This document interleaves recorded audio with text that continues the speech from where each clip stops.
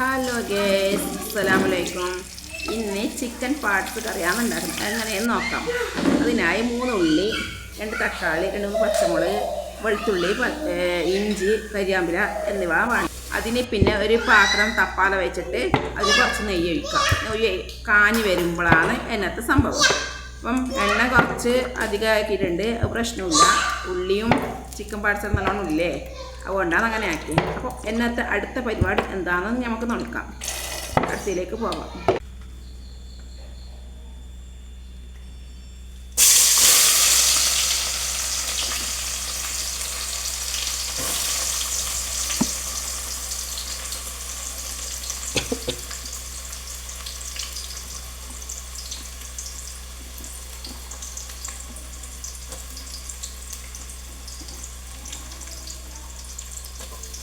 എണ്ണ ഒഴിച്ചിട്ട് ഇതിലെന്താക്കുന്ന വെച്ചാൽ സവോള ഇടാം.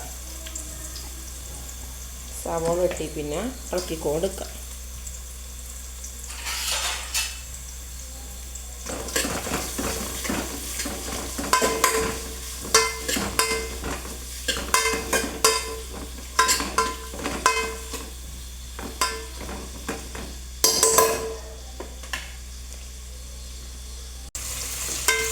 വാടുന്നത് വരെ നോക്കാം. നല്ല മസാല ആവണം, എന്നെങ്കിലൊരു ചിക്കൻ പാർട്സ് കഴിക്കാനുള്ള ഒരു നല്ല രസമുണ്ടോ. അപ്പം വറ്റിച്ചതുപോലെ ആക്കുന്നത്. ഇതിൽ കുറച്ച് ഉപ്പിടാം. ഉപ്പ് പാകത്തിനിട്ടാൽ മതി. എന്താ വെച്ചാൽ മറ്റേ പാർട്സ് പൊരിക്കുന്നതിൽ ഉപ്പിട്ടിട്ടുണ്ടായിന്. അപ്പം അധികം ഇതിലിട്ടെങ്കിൽ ഉപ്പ് രസം തന്നെ വരും, പിന്നെ ഒരു ടേസ്റ്റ് ഉണ്ടാവില്ല. നല്ലോണം വാടിയിട്ട് വന്നിട്ടുണ്ട്. അതിന് പിന്നെ തക്കാളി ഇടാം. തക്കാളി ഇട്ടിട്ട് നല്ലോണം എണ്ണ ഉടഞ്ഞ് വരണം.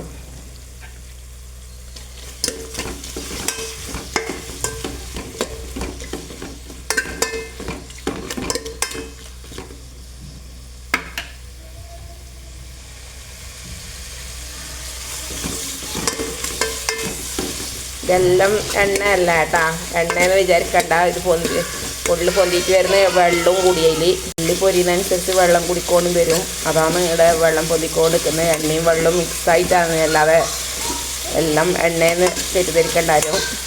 അതിന് പിന്നെ പച്ചമുളക് അരിഞ്ഞതിടാം.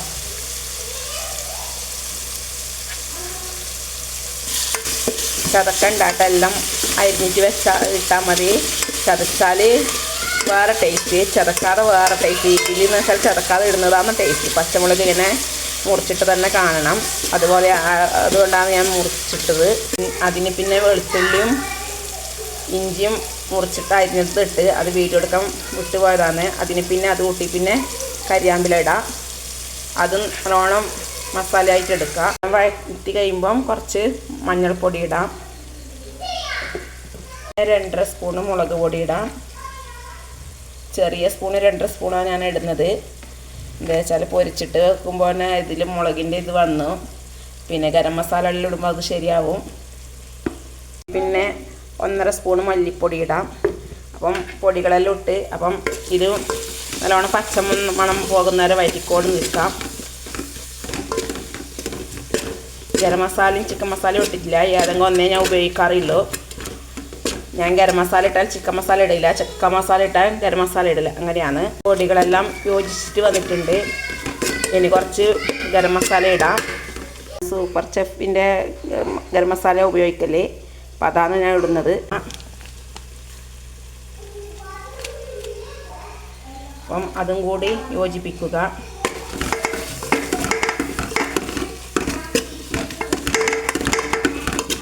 ഇതെല്ലാമായി പിന്നെ അതിൻ്റെ പച്ചമണം മാറുന്ന വരെ ഇളക്കിക്കൊണ്ട് നിന്നിട്ട് ആ ചിക്കൻ പാർട്സ് പൊരിച്ചതും ഇതിൽ ഇടാം.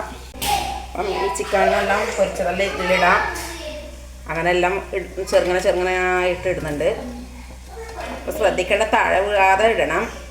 എന്നുവെച്ചാൽ ഒന്നാകെ തട്ടുമ്പോൾ താഴേക്ക് വീണെങ്കിൽ പിന്നെ അത് എടുക്കാൻ പറ്റില്ല. പിന്നെ താഴെ വീഴാതെ അങ്ങനെ എല്ലാം ചിക്കൻ പാർട്സ് ഇട്ട് അതിന് പിന്നെ എല്ലാം യോജിപ്പിക്കുക.